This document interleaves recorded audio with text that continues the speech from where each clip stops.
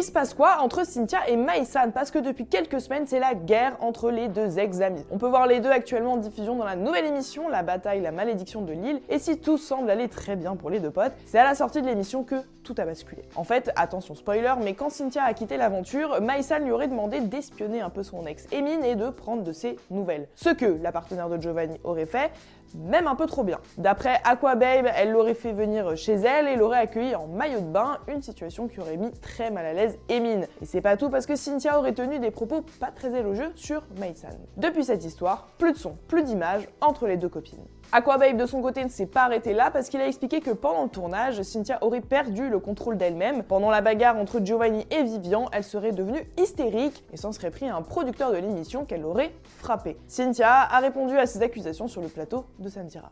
Je suis dans un état de colère totale, on essaye de m'attraper, mais de là à me dire que oui, j'ai arraché le t-shirt de mon producteur, etc., toujours plus en fait, faut vraiment arrêter. Franchement, la vérité là, ça me fait de la peine. Mais ça me fait de la peine de sa part et de la personne qui a ouvert sa gueule, parce que je sais pourquoi elle a ouvert sa gueule et pourquoi elle a raconté ce genre de... Mais c'est ok. Je vais rester tranquille et je vais garder mon sang-froid. Non, parce que ça se fait pas.